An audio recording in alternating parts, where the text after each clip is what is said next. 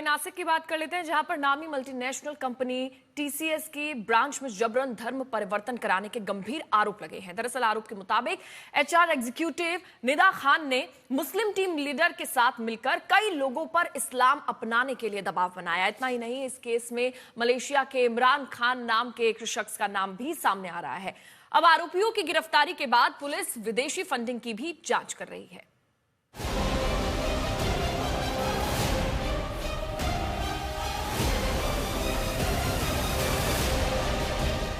नासिक में TCS company के campus में धर्म परिवर्तन कराने वाले गिरोह का पर्दाफाश होने के बाद से इस पर सियासी पारा भी चढ़ गया है। अब तक इस मामले में 6 टीम लीडर और एचआर एग्जीक्यूटिव निदा खान पर आरोप है कि वहां काम करने वाले कर्मचारियों पर दबाव बनाकर उनका धर्म परिवर्तन कराने की साजिश रची जा रही थी। अब तक 12 पीड़ितों की पुष्टि हो चुकी है। स्पेशल इन्वेस्टिगेशन टीम इस केस में 9 एफआईआर दर्ज कर चुकी है।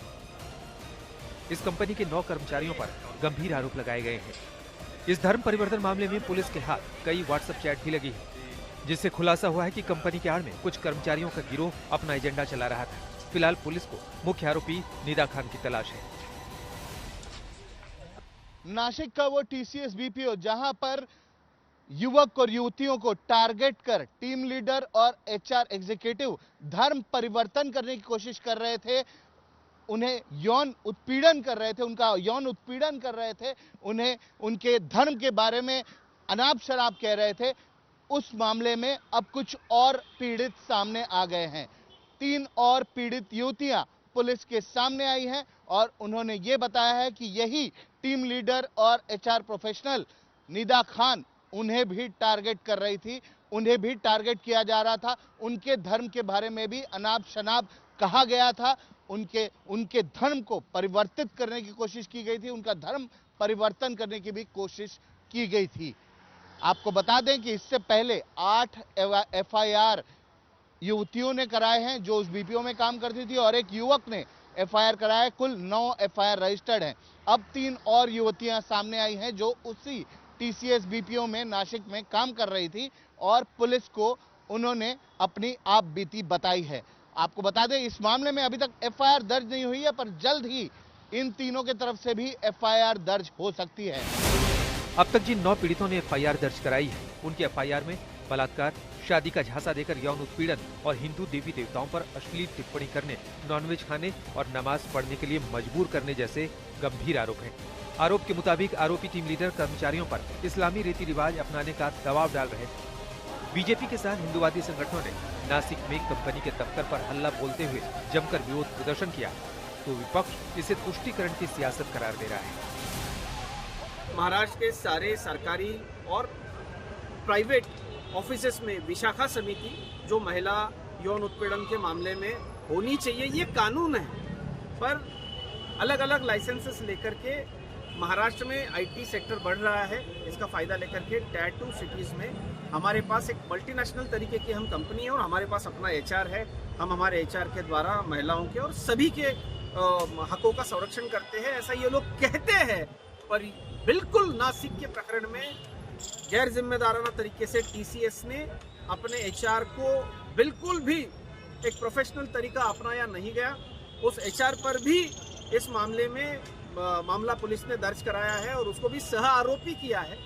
जो लड़कियां चकाचौंध वाले इन एसी ऑफिसेस में जाती है, क्या इसकी दीवारों के पीछे उनका यौन उत्पीड़न होता है, उनका कॉर्पोरेट जिहाद द्वारा धर्म परिवर्तन होता है? इस पर ध्यान रखना ये हमारी जिम्मेदारी है। कायदा कानून प्रशासन है, पुलिस प्रशासन है, इन्वेस्टिगेशन करो, जो भी उसमें मुफ्ती लाओ, जो बड़ी से बड़ी कंपनी हो या कोई भी हो उसके खिलाफ कानूनी कार्रवाई करो।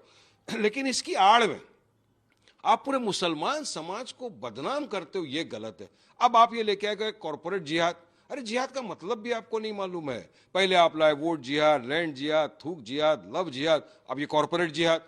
जहां आपको दिखता है आप मुसलमान को ज्वाइन कर दो, ये गलत है। देखिए, कोई हम चाहते हैं कि निष्पक्ष कार्रवाई हो, जो भी इसमें इन्वॉल्व है उसके खिलाफ आप कानूनी कार्रवाई करिए, जेल में डालिए। लेकिन इस तरह से बोल देना कि नहीं ये कॉर्पोरेट जिहाद है, ये मुसलमान लोग ये सब कर रहे हैं, ये सरासर गलत है। और इस्लाम भी नहीं सिखाता कि आप किसी को जबरन धर्मांतरण करिए या जबरन किसी को ऐसी बातें करिए जिसका उसका दिल दुखे। जांच के दौरान व्हाट्सएप चैट में इमरान नाम के एक शख्स का नाम सामने आया है, जिसका कथित तौर पर मलेशिया से संबंध है। शक है कि इमरान भड़काऊ तकरीरों से इन कर्मचारियों पर इस्लाम अपनाने का दबाव डाल रहा था। आरोप है कि इस व्हाट्सएप ग्रुप का हिस्सा कंपनी की एचआर एग्जीक्यूटिव निदा खान भी थी। एसआईटी डिलीट हुई चैट को रिकवर करने की कोशिश में जुटी है। खबर है कि शिकायत मिलने के बाद पुलिस ने 4 महिला कांस्टेबलों को हाउस कीपिंग स्टाफ के रूप में गुप्त रूप से तैनात किया, ताकि वो कैंपस के अंदर की गतिविधियों पर नजर रख सके। पुलिस के मुताबिक एचआर एग्जीक्यूटिव निदा खान असली ब्रेन वॉश कर रही थी। पुलिस इस एंगल से भी जांच कर रही है कि क्या आरोपियों को देश से बाहर से भी फंडिंग मिल रही थी। एसआईटी ये भी जांच कर रही है कि क्या मुख्य आरोपी एचआर एग्जीक्यूटिव निदा खान का मुस्लिम कर्मचारियों की भर्ती प्रक्रिया में कोई खास पैटर्न था। में मल्टीनेशनल कंपनी में जिस प्रकार का एक जो एपिसोड है वो सामने आया है, ये बहुत ही धक्कादायक, शॉकिंग इस प्रकार का ये एपिसोड है। पुलिस ने इसमें कार्रवाई की है, पुलिस ने इसमें अटक की है, अरेस्ट किया है। मुझे ऐसा लगता है कि इस प्रकार की सारे प्रवृत्तियों के खिलाफ लड़ना यह सिर्फ सरकार और पुलिस का काम नहीं है, लेकिन यह समाज का भी काम है। समाज को भी इस प्रकार की सारी प्रवृत्तियों के खिलाफ आने वाले समय में सजग रहने की आवश्यकता है। और इस प्रकार की कोई भी प्रवृत्ति अगर कहीं पर भी ध्यान में आती है तो तुरंत सरकार और पुलिस के ध्यान में समाज ने लेकर आना चाहिए। इस बीच 13 अप्रैल को नासिक कोर्ट ने इस मामले के मुख्य संदिग्ध और कंपनी के एजीएम अश्विनी चैनानी की पुलिस कस्टडी 13 अप्रैल तक बढ़ा दी। पुलिस ने टीसीएस से जवाब मांगा था, जिसके बाद कंपनी ने बयान जारी कर कहा कि नासिक में हमारी कंपनी ने शिकायतों को काफी गंभीरता से लिया है। आरोपी कर्मचारियों के खिलाफ कार्रवाई पहले ही शुरू कर दी गई है और कंपनी जांच में पूरा सहयोग दे रही है। पुलिस का यह भी कहना है कि जो संख्या है टीम लीडर, आरोपी टीम लीडर और एचआर प्रोफेशनल की, वो भी बढ़ सकती है और कुछ आरोपी इसमें इन्वॉल्व हैं, इस धर्म परिवर्तन के रैकेट चलाने में इन्वॉल्व हैं। इनका एक व्हाट्सएप ग्रुप था जो कि अब फोरेंसिक इन्वेस्टिगेशन के अंडर है। और आपको बता दें कि इस व्हाट्सएप ग्रुप पर जो निदा खान है और जो टीम लीडर हैं, आरोपी टीम लीडर, ये लोग डिस्कस किया करते थे, यहाँ पर वार्तालाप किया करते थे कि किसको टारगेट किया जाएगा, टीम में से किसको टारगेट किया जाएगा। इसके अलावा ये भी इंफॉर्मेशन सामने आ रही है, ये भी खबर सामने आ रही है कि इन 3 युवतियों के अलावा जो अब सामने आई है और कुछ आरोपी टीम लीडर्स के साथ इन्वॉल्व थे, एचआर प्रोफेशनल निदा खान के साथ इन्वॉल्व थे, तो आरोपी की संख्या भी अब बढ़ सकती है। ये व्हाट्सएप ग्रुप जो है, जो इनका व्हाट्सएप ग्रुप था, उसे की एविडेंस समझा जा रहा है, उसे अहम सबूत समझा जा रहा है और फोरेंसिक जांच के बाद उसे कोर्ट में पेश भी किया जाएगा। कैमरा पर्सन नितिन बर्ने और नासिक से प्रवीण ठाकरे के साथ दिव्येश सिंह, मुंबई आज तक।